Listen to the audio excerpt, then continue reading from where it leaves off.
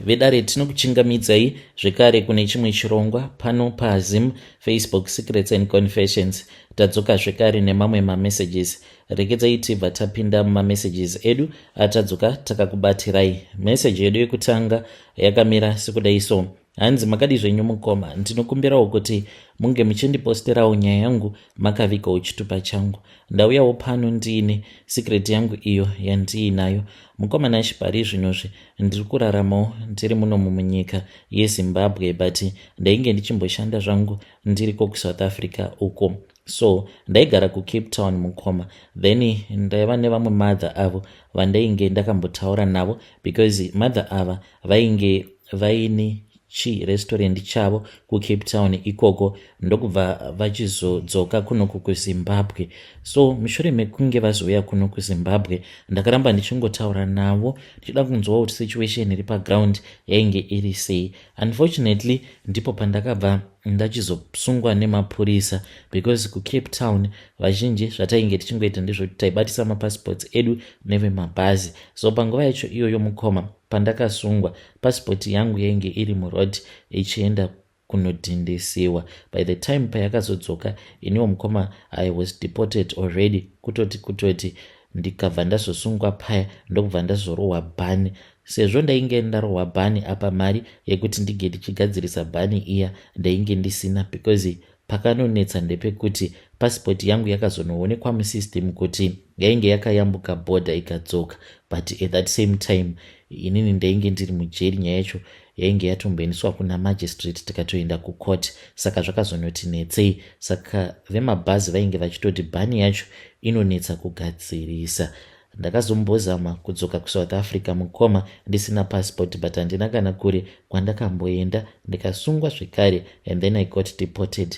Ipapo manje ndo pandakabva ndazostaka, kana mari ndainge ndisisina mukoma. Ndikati apano ndoita sei, ndo pandakangotangawo kungotsvakawo basa kudzamara ndichizofunga mother vaya avo vandainge ndakambotaura navo pandainge ndichiri kuCape Town, vakabva vatoti ivo vainge vachitotsvaka musikana webasa. Saka ndakatomboramba, because ndaifungidzira kuti vari kutsvaka musikana wemumba, because ini zvekushandira vanhu mudzimba dzavo zvinoti netsei. So mukomana acho vakabva vazonditi kwete, ndava nerestaurant yangu yandiinayo, saka uya. Ndikabva ndachizoenda kuya mukoma, ndikatoona kutoti kainge katori karestaurant katoripo apa painge pachizara vanhu sei. Zvinhu zvakazomboita sekunge zvaoma mushure mekunge umwe musikana ainge achivashandira aramwa basa. Like akangotifonera one day akabva atoti aini kubasa ndichadzoke. Ndikati kuindava apa ainge ari iye mushandi wavo wekutanga pavakabva kuSouth Africa vachidzoka kuno kuZim. Ndiye munhu akatanga kuvashandira first samaid, vakazotanga kushanda naye kurestaurant. Apa aipiwa mari, aitofamba nemotikari yavo mother ava vandinoshandira. So akangoramwa basa. Ndikatombomunetsa ndikati iwe ndiudze mani, kochiko chiri kuitika, sei wati hauchadi basa kana motikari uri kunzi wakangosiya motikari zviya zvichikawadi paside peroad. Akabva atongoti iwe zvimwe zvacho zvinotoda kutoti ungochibvunza murungu wako. Apa itopindura rafu.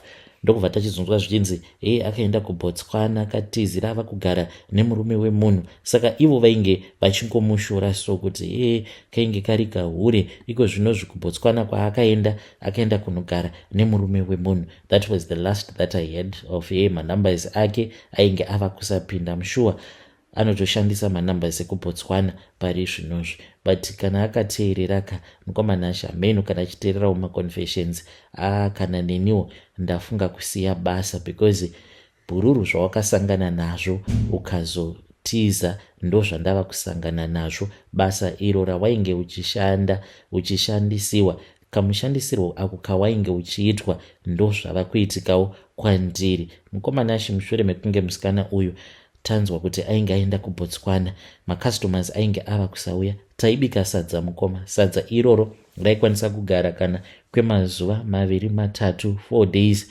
ringorimo murestaurant. Kudzamara vega vazoti sadza iri harichaiti, taibva tazoenda tobva tazonoripa imbwa dzavo zvekare nenyama mukomanasha. Isusu hatina kana chataimbopiwa, especially kunyama ukwanyasokuona kuti nyama iyi ichiri bo, but taienda tobva tangonopa zvose kuimbwa dzavo apa vainge vachitozadzikisa mhiko dzavo. Mushure mekunge zvinhu zvatanga kuoma mukoma, vamwewo vasikana vatainge tichishanda navo vakabva vazomiswa basa, kukangosara inini nagarden boy wavo. Saka garden boy wavo ainge ava kuti kana mazuva maviri anenge achishanda kumba, then about 3 kana kuti 4 days tinenge tiinaye kurestaurant mukoma. Taikwanisa kungosevha kana macustomers asingambodariki kana 10 muswere wese wezuva, zvekuti unenge wava kungoshanda but unyatsokuona kuti apa future pasisina, business iri rinokwanisa kungobroka anytime. Asi sezvisinei mukoma, vanhu vaingoramba vachingouya tichitongozvibvunza, even nagarden boy uya tichingovhunzana kuti ko mari yacho yekubhadhara renti vari kuiwana kupi, ko mari yekutenga huku dzose idzi dzekuti tinotenga tobva tadzislota, tobva tabika, dzobva dzazongoraswa mukoma, kungorasa nyama. But when they were not making any money, they were supposed to get broke, but still vaingoramba vachingorakidza kuti vane mari yakawanda isingaperi. Then nerimwe zuva apo ndakabva ndachizofonerwa, ndainge nditori kuchechi, vakabva vanditi izvezvi zvikakumba. Ndainge ndisingadi, but bosi wako ndibosi wako. Ndakabva ndatongobuda muchechi ndokubva ndatoenda kumba kwabosi. Ndasvika kuya mukoma, the first thing that I noticed, ndichingonopinda mukitchen, maiva nerimwe zimunhuwi retsvina chaiyo. Kuti ndinge ndichibvunza ndakabva ndanyara, because murume wabosi naiyewo ainge arimo mukitchen muya. Mushure mekunge tagara kwekanguva kapfupi, madam boss nemurume wavo vakabva vazoti kwandiri titevere. Ndokubva ndavatevera kuya mukoma, ndokubva tanoenda tikagara mudining. Mukoma Nashe, mudining umu mune kamwe kacoffee table, saka mainge muine zimukonde retsvina rainge raitirwa pamusoro pecoffee table, kushaya kuziva kuti vainge vari madam boss here kana kuti murume wavo. Mukoma Nashe vaitotaura neni, apa ini ndainge ndichagona here? Ndainge ndonzwa kusemesewa zvino netsvina iyo yainge iri pamusoro petable. Ivo madam boss vangu vakabva vati usasema, hazvina kana basa izvi. Ndokubva vatotanga kutoseka zvavo vachiti ndo panobva mari yedu, saka tichikudaidza panapa tikuda kuti tinge tichikupa promotion, unoda here promotion? Ndokubva vatondipa makii emotikari iyo yainge ichishandiswa nemusikana uya wekuzoramwa basa. Ndikabva ndagamuchira paya. Mukoma Nashe vakabva vati wagonako ukagamuchira, because motikari iyi, pamotikari apa ndo panotangira promotion yako yose. Vakataura zvavakataura mukoma Nashe, vasingatombonyari kuti pamusoro pechicoffee table painge paine tsvina yainge iripo. Zvino takati tapedza kukurukura, ndipo apo pavakabva vachizoenda kukitchen vakadzoka vaine paper bag. Vakabva vandipa paper bag, vakabva vapa murume wavo rimwe paper bag, ivowo vakabva vasara vakabata paper bag 1. Vakabva vati ngatisimukei. Mukoma kunze kwakaoma. Ndakati ndasimuka paya, ndokubva vati ngatibatanei maoko, tikabva tatanga kunamata. Unoti zvimwe kuda majokes, but mukoma Nashe ndo zvakatoitika. Tigoti totanga kunamatira tsvina iya. Ini ndainge ndoshaya zvino kuti ndoti kudii. Pasina kana nguva ndakabva ndanzwa madam boss vava kuti amen, neniwo ndikatevedzera paya ndikabva ndangoti amen. Mukoma vakabva vachizotanga kunombora tsvina iya vachiisa muchipepa bag. Murume wavo akabva aita saizvozvo, vakabva vazosiyawo chipisi changu icho chavakanditi chipisi ichi chava chako, chinomborawo, kana wanombora then ubva waisa muchipepa bag chako ichi. Ndikabva ndaita saizvozvo. Mukoma Nashe vakabva vatora zvimapepa bag zviya vakabva vaenda nazvo kubedroom kwavo. Vachidzoka mukoma vainge vaine $2000 yavainge vakabata. Vakabva vanditi mari iyi handisi kuda kuti unge uchizoishandisa zvanhasi, uri kuzvinzwa here? Kunyange zvikanzi wasangana neproblem yakaita sei, rather dzoka ndokukweretesa mari, usashandisa mari iyi.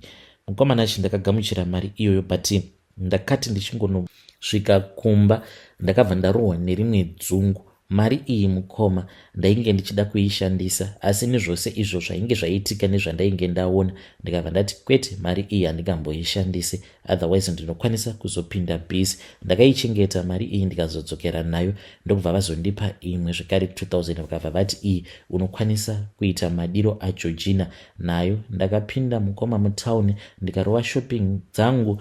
So kusvika pari zvinozvi ndinoshandisa motikari yandinenge ndichida panguva iyoyo, ende ndakatopiwa mvumiro navo madam boss zvekare nemurume wavo vakatoti motikari yaunenge uchinzwa kuda kushandisa aiwa patomborina kana problem unokwanisa kuishandisa. So mukomanashi ndiyo secret yangu iyo yandiinayo, but zvose izvi zvandiri kuita hakusi kunze ndinozvifarira, kutongozviitawo nekuda kwekuti ndiri munhu akatongopiwawo mukana wekuti ndige ndichiita mari apo pandainge ndisingatombofungidziri kuti ndichaita mari. Mukoma, kana mukaposta nyaya yangu ndizivisei, ndichange ndichizotevererawo ndiri mucomment section. Vedare ndo message iyo yandakatumidzirwa ichibva kuna vanzvadzi vedu. Zvakangoma hazvo vedu we, ngatizamei kuti tinge tichitaura navo vanzvadzi vedu ava mucomment section. Pakaipa. Strange things indeed they do happen in this world. Regedzai tibva taenda panyedu inotevera. Nyedu inotevera yakamira sekudai so. Hanzi makadi zvenyu mukoma, ndinokumbirawo kuti munge muchindiposterawo nyaya yangu makaviga chitupa changu. Ndauyawo pano ndiine confession yangu iyo yandiinayo. Confession yangu yakamira sekudai so. Ininiwo mukomanashi ndiri mudzimai uye zvekare ndine makore 26 years ekuberekwa. Mukomanashi handizivo kuti idambudziko here riri pandiri kana kuti what is wrong. Mukomanashi inini handikwanisi kushandidzana nevamwe, ende muone zvenyu murungu uyo wandinoshandira iye anotoda mamaid maviri at all the times, but handizivi kuti ndatsvakira vakadzi vangani basa uye zvekare ndichizovadzinga basa zvekare. Mukomanashi ndinoti kana ndikatanga kushanda nemunhu paya pandinenge ndava kuona ava kufarirwa nemurungu kana chingoitwa magood morning, ndinobva ndanzwa ndava kutanga kumuvenga zvekuti ndinotanga kumutengesa kumurungu. Saka sezvo inini murungu uyu ndava nemakore akawanda kubva zvandakatanga kumushandira, saka iye murungu anotongonditrasta zvese izvo zvandinenge ndamuudza anongoti ichokwadi. Mukomanashi kana mukaposta nyaya yangu ndizivisei, ndichange ndichizotevererawo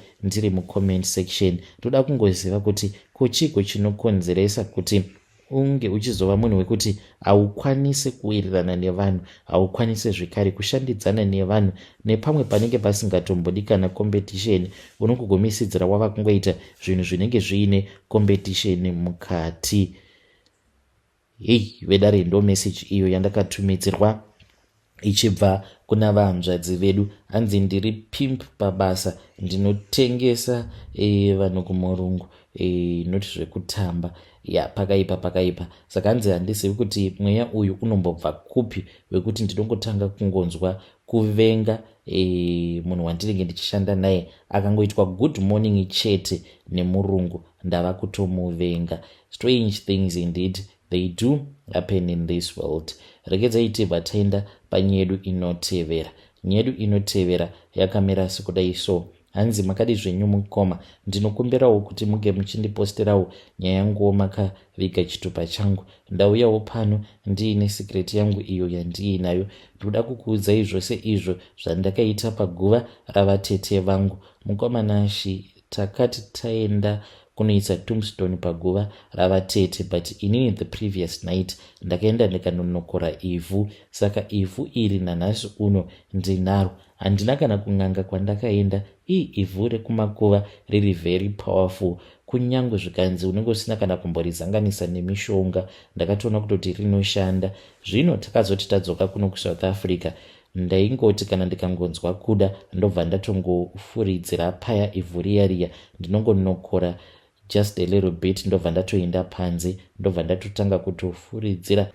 Ndichidaro ndinenge ndichitaura mazita evehukama. Kazhinji ndinowanzo kutaura zita remacousin sisters angu kuda kungovashongoresa chete. Kutaura kudai ndine imwe cousin sister yangu akazodzokera kumusha mushure mekunge zvemarriage zvaramba. Ndiyo secret yangu yandiinayo mukoma. Ndinokumbirawo kuti munge muchindipostera nyaya yanguwo makaviga chitupa changu.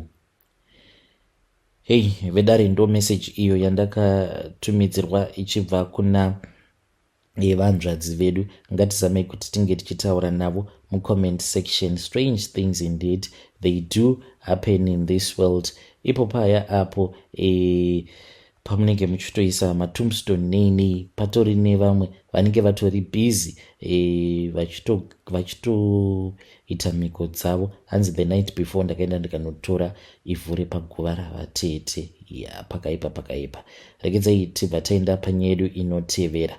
Nyedu inotevera yakamira sekudai. So hanzi makadi zvenyu mukoma, ndinokumbirawo kuti munge muchindiposterawo nyaya yangu makaviga chitupa changu. Mukoma nachi ininiwo ndiri mudzimai uye zvekare ndine makore 39 years ekuberekwa. Handisati ndakambopinda murelationship yekuti relationship iyoyo inolasta. Sometimes kana ndikatoti ndatochovhawo murudo hunge ndatongoita about a month ndiine munhu iyeye, dambudziko riri pandiri nderekuti the moment yandinongotanga kungofambidzana nemurume wandinenge ndava kuti uyu ndiye wandinoda, mukoma panongoitika zvimwe zvinhu zvinenge zvichityisa. Ndinoti kana ndikaenda kumba kweboyfriend, mukoma handirari, ndinongorara ndakasvinura kudai. Ndinongoti kana ndikabatwa nehope ndinotanga kuridza mhere, kurota ndichidya, kumuka ndobva ndatanga kufamba, asi ndinenge ndakarara zvekuti kunyange zvikanzi murume wacho anenge akashinga sei, ega anosvika pakuti izvi zvava kutyisa. Mukoma, the last relationship that I got myself involved in, ndakatomboedza kubuda nepawindo chaipo apa ndakarara. Mukoma, murume uyu akandirekodha ndobva azondirakidza vhidhiyo racho. Zvainge zvichipisa tsitsi, zvichityisa zvanenge ndichiita sekunge munhu ane madhimoni ndichidzura-dzura vhudzi rangu. Saka hakuna munhu angamboshingirira zvinhu zvakadaro. Ndauyawo pano ndikudawo kuti mhuri yeZimbabwe inge ichindibetsera. Kana muine vanhu vamunoziva vanokwanisa kundibetsera, please ndiudzeiwo mukoma ndikwanise kungeenda ikoko. Vedare ndo message iyo yandakatumidzirwa ichibva kuna vahanzvadzi vedu. Zvakangoma hazvo vedu we. Just imagine uri iwewe une munhu wako, then uvaona munhu uyauya atomuka paya achirakidza kuti akatorara, then obva atotanga kutozvidzura-dzura vhudzi. Unoita sei paya? Strange things indeed, they do happen in this world.